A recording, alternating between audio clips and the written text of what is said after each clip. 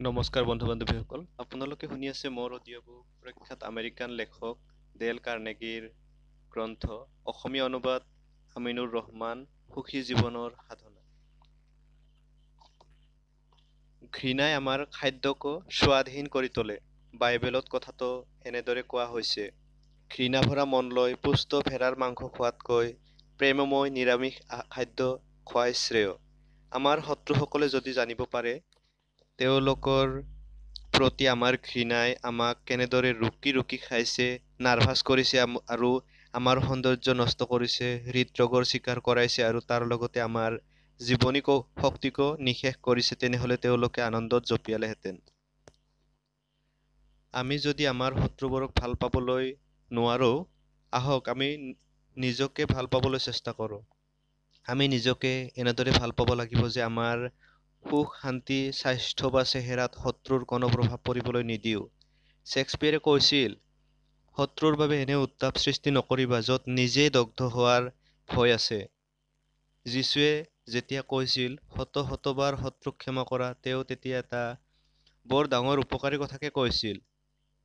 এখন চিঠিৰ কথাকে ধৰক। চিঠিখন লিখিছিল ছুইডেনৰ পৰা জৰ্জ ৰনাই। তেওঁ ছুইডেনৰ এজন এটৰ্নী। দ্বিতীয় মহাযুদ্ধৰ সময়ত তেওঁ ভিয়েনাৰ পৰা ছুইডেনলৈ পলায়ন কৰিছিল।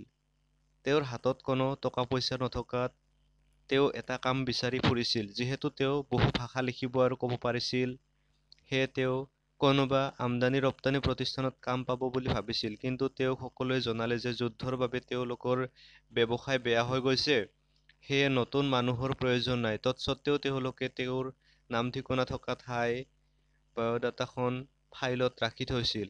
আন এটা কোম্পানীৰ মালিকে জৰ্জৰ আবেদনৰ উত্তৰত লিখিছিল, মোৰ ব্যৱসায় সম্পৰ্কে আপুনি যি ভাবে সি শুদ্ধ নহয়। আপুনি যে এজন মহামূৰ্খ সেই কথাৰ প্ৰমাণ পোৱা যায় আপোনাৰ আবেদন পত্ৰত। মোৰ কোম্পানীত কোনো পত্ৰ লেখকৰ প্ৰয়োজন নাই। যদি কেতিয়াবা দৰকাৰ হয়ও আপোনাক কামত নলওঁ, কাৰণ আপুনি ছুইডিছ ভাষা ভালদৰে নাজানে। আপোনাৰ চিঠিত এসোপা ভুল দেখিবলৈ পাইছোঁ। জৰ্জ ৰনাই চিঠিখন পাই খঙত অগ্নিশৰ্মা হৈ উঠিল। তেওঁ মোক কি বুলি ভাবিছে? মই ছুইডিছ ভাষা লিখিব নোৱাৰোঁ? তেওঁ মোৰ ভুল ধৰিবলৈ আহে। নিজৰ চিঠিখনতে অজস্ৰ ভুল, তেওঁ গৰজি উঠিল। সেয়ে জৰ্জ ৰনাই তাৰ উত্তৰত যিখন চিঠি লিখিলে সেইখন চিঠিয়ে কোম্পানীৰ মালিকজনক অগ্নিশৰ্মা কৰি তুলিলেহেঁতেন।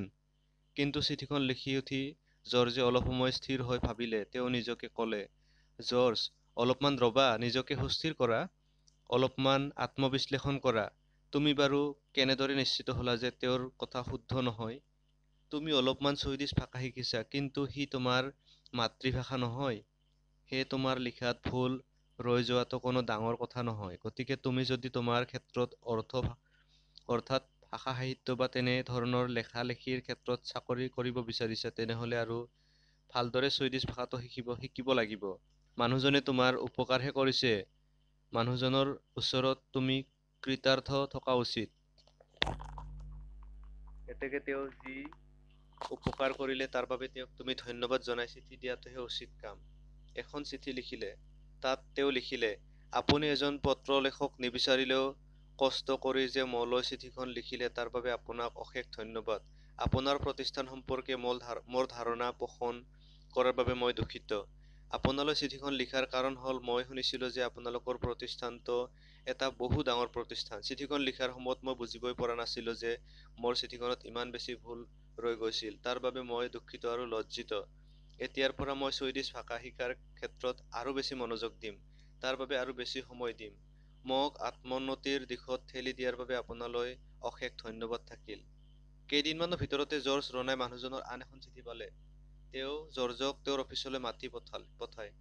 ৰনাই এদিন তেওঁৰ পৰা আগতীয়া এপইণ্টমেণ্ট লৈ তেওঁক লগ ধৰিবলৈ আৰু এটা চাকৰি পাই যায়। এনেদৰে ৰনাই আৱিষ্কাৰ কৰিলে যে কোমল উত্তৰ দিলে খং মাটি হৈ যায়। আমি হয়তো আমাৰ শত্ৰুবোৰক ভাল পোৱাৰ দৰে সিমান বেছি উদাৰ হ'ব নোৱাৰিম, কিন্তু আমাৰ স্বাস্থ্য আৰু সুখৰ বাবে আহক তেওঁলোকক ক্ষমা কৰি দি সকলো পাহৰি যাওঁ। এইটো এটা চমৎকাৰ কাম। কনফুচিয়াছে কৈছিল, অন্যায়, নিগ্ৰহ, ভোগ বা লুণ্ঠিত হোৱাটো কোনো ডাঙৰ কথা নহয়, যদিহে তাক মনত ৰখা নহয়। মই এবাৰ জেনেৰেল আইজেনহাৱাৰৰ ল'ৰাজনক সুধিছিল, তাৰ দেউতাকে বাৰু কোনোবাদিনা মনত খং পোষণ কৰিছিল নে? উত্তৰত সি কৈছিল, নাই, দেউতাই যিসকলক পচন্দ নকৰে তেওঁলোকৰ কথা এক মুহূৰ্তৰ বাবেও নাভাবে। এটা প্ৰাচীন প্ৰবাদ বাক্য আছে। প্ৰবাদটো এনেকুৱা, যি খং কৰিব নাজানে তেওঁ মূৰ্খ, কিন্তু যি খং নকৰে সি বুদ্ধিমান। নিউয়ৰ্কৰ প্ৰাক্তন মেয়ৰ উইলিয়াম জে গেনৰৰ নীতিও আছিল সেইটোৱে। সস্তীয়া, কুৰুচিকৰ বাতৰি তেওঁ কাকতবোৰে এবাৰ তেওঁৰ পিছত লাগিছিল আৰু এজন উন্মাদে তেওঁক গুলীও কৰিছিল। সেই গুলীৰ আঘাতত তেওঁৰ মৰমৰ অৱস্থা হৈছিল। হাস্পতালত থকা সময়তে তেওঁ কৈছিল, প্ৰতি নিশা মই সকলোকে সকলো কথাৰ বাবে ক্ষমা কৰোঁ। এয়া জানো মাত্ৰাধিক আদৰ্শবাদ, অতিৰিক্ত মিঠা কথা। সেয়াই যদি হয়, তেনেহলে আহক বিখ্যাত জাৰ্মান দাৰ্শনিক শ্বপেনহাৱাৰৰ কথাকে শুনো। ষ্টাডিজ ইন পেছিমিজম তেওঁৰে ৰচনা। জীৱন তেওঁৰ বাবে আছিল দুখ আৰু হতাশাৰে ভৰপূৰ। দুখ আৰু হাহাকাৰেৰে মথিত অৱস্থাত থাকিও তেওঁ কৈছিল, যদি সম্ভৱ হয় কাৰো প্ৰতি শত্ৰুতা থকাটো উচিত নহয়। মই এবাৰ 6জন প্ৰেছিডেণ্ট উইলছন, হাৰ্ডিং, বুলিছ, হুভাৰ, ৰুজভেল্ট আৰু ট্ৰুমেনৰ বিশ্বস্ত পৰামৰ্শদাতা বাৰ্নাৰ বাৰজক সুধিছিলো, তেওঁৰ শত্ৰুসকলৰ আক্ৰমণত তেওঁ কেনে প্ৰতিক্ৰিয়া ব্যক্ত কৰে। মোৰ প্ৰশ্নৰ উত্তৰত তেওঁ কৈছিল, কোনেও মোক বেয়া মনোভাৱাপন্ন বা সৰু কৰিব নোৱাৰে। তেওঁলোকক মই সেই সুযোগ নিদিওঁ। মই বা আপুনি আনক সুযোগ নিদিলে কোনেও আমাক সৰু কৰিব নোৱাৰে। যুগ যুগ ধৰি মানুহে যীচুৰ দৰে মহাপুৰুষৰ উপাসনা কৰি আহিছে। তেওঁ কেতিয়াও শত্ৰুক ঘৃণা কৰা নাছিল। মই বহুবাৰ কানাডাৰ জেছপাৰ নেশ্যনেল পাৰ্কত ৰৈ বিশ্ববিখ্যাত পৰ্বতৰ ফালে মুগ্ধ বিস্ময়ে চাই ৰৈছিলো। সেই পৰ্বত ব্ৰিটিছ নাৰ্ছ এডিথ কেডেলৰ নামেৰে নামাঙ্কিত, যিগৰাকী মহিলাই 1915 চনৰ 12 অক্টোবৰৰ দিনা নিৰ্মম সৈন্যবাহিনীৰ দৰে জাৰ্মান ফায়াৰিং স্কোৱাডৰ সন্মুখত মৃত্যুবৰণ কৰিছিল। তেওঁৰ অপৰাধ? তেওঁ গোপনে বহু আহত ফৰাচী আৰু ইংৰাজ সৈনিক তেওঁৰ বেলজিয়ামৰ ঘৰত ৰাখি সেৱা কৰিছিল আৰু তেওঁলোকক হলেণ্ডলৈ পলাই যোৱাত সহায় কৰিছিল। এজন ইংৰাজ পাদ্ৰীয়ে যেতিয়া তেওঁৰ মৃত্যুৰ পূৰ্বে তেওঁক ব্ৰাছেলছৰ কাৰাগাৰত দেখা কৰিবলৈ আহিছিল, তেতিয়া এডিথ কেডেলে দুটা কথা কৈছিল। তেওঁৰ সেই কথা দুটা গ্ৰেনাইট পাথৰত খোদাই কৰি তেওঁৰ কবৰৰ স্মৃতিফলক হিচাপে পুতি থোৱা আছে। তেওঁৰ কথা দুটা আছিল এনে।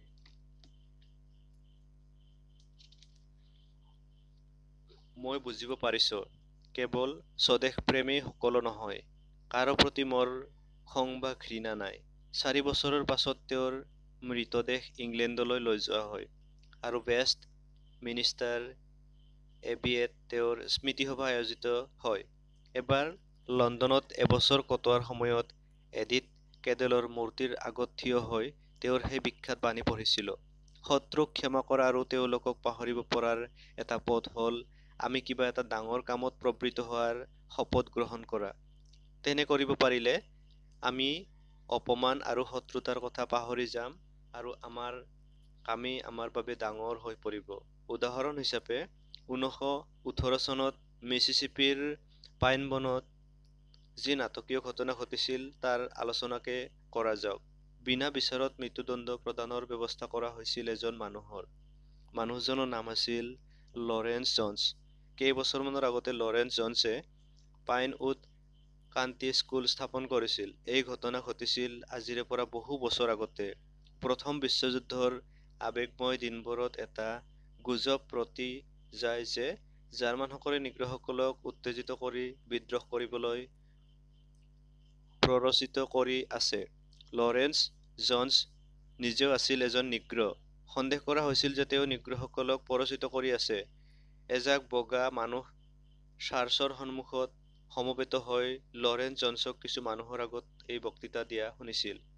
জীৱন হ'ল এটা নিৰন্তৰ যুঁজ আৰু প্ৰতিগৰাকী নিগ্ৰোৱে জীয়াই থাকিবলৈ হ'লে অস্ত্ৰ লৈ যুঁজি জয়লাভ কৰিব লাগিব। যুঁজ, অস্ত্ৰ এই কথাবোৰে যুৱ সমাজক উত্তেজিত কৰাৰ পক্ষে যথেষ্ট। সেয়ে বগা মানুহখিনি একগোট হৈ ৰ'ল। পাদৰী গীৰ্জালৈ উভতি অহাৰ পাছত তেওঁৰ ডিঙিত ফাঁচ লগাই তেওঁক এমাইল আঁতৰলৈকে চোঁচৰাই নি এদম শুকান কাঠৰ ওপৰত তুলিলেগৈ। তাৰ পাছত তেওঁলোকে আটাইয়ে সিদ্ধান্ত ল'লে যে জনছক ফাঁচি দিয়া হ'ব আৰু তাৰ লগতে তেওঁক জুইত পুৰি মৰা হ'ব। ঠিক তেতিয়াই কোনোবা এজনে চিঞৰি চিঞৰি ক'লে, তাক বধ কৰাৰ আগতে তাৰ মুখৰ পৰা আমি কিবা অলপমান শুনি ল'লে বেয়া নহয়। হেৰা পাদৰী ডাঙৰীয়া, তোমাৰ কিবা শেষ কথা ক'বলগীয়া আছে যদি কৈ ল'ব পাৰা। তোমাক এটা শেষ সুযোগ দিয়া হ'ল। লৰেন্স জনছ কাঠৰ দমৰ ওপৰত কোনোমতে থিয় হৈ ডিঙিৰ ৰছীডাল নেৰুৱাকৈয়ে তেওঁৰ জীৱন আৰু আদৰ্শৰ কথা কৈ যাবলৈ ধৰিলে। তেওঁ 1907 চনত আইৱা বিশ্ববিদ্যালয়ৰ পৰা স্নাতক ডিগ্ৰী লাভ কৰিছিল। তেওঁৰ সুন্দৰ চৰিত্ৰ, জ্ঞান, সংগীতত দক্ষতা ইত্যাদিৰ ফলত তেওঁ ছাত্ৰ আৰু অধ্যাপক সকলোৰে মাজত জনপ্ৰিয় হৈ উঠে। স্নাতক হোৱাৰ পাছত তেওঁ এজন হোটেল মালিকৰ লগত ব্যৱসায়ৰ আমন্ত্ৰণ আৰু সংগীত শিক্ষা লাভৰ বাবে তেওঁৰ অৰ্থ সাহায্যৰ প্ৰস্তাৱ প্ৰত্যাখ্যান কৰে। কিয়? কাৰণ তেওঁ আছিল এজন আদৰ্শৰ পূজাৰী। বুকাৰ টি ৱাশ্বিংটনৰ জীৱনী পাঠ কৰি তেওঁ ভাবিছিল, দাৰিদ্ৰ্য পীড়িত অশিক্ষিত নিগ্ৰো জাতিৰ মানুহৰ সেৱাত তেওঁৰ জীৱন নিয়োজিত কৰিব বিচাৰে। সেয়ে তেওঁ দক্ষিণৰ আটাইতকৈ অনগ্ৰসৰ অংশ জেন গছনৰ পৰা 2500 মাইল দক্ষিণত অৱস্থিত মিছিছিপিলৈ গুচি যায়। মাত্ৰ $2 তেওঁৰ হাতঘড়ীটো বন্ধকত থৈ তেওঁ হাবিৰ মাজত এটা মুকলি ঠাইত তেওঁৰ স্কুল স্থাপন কৰে।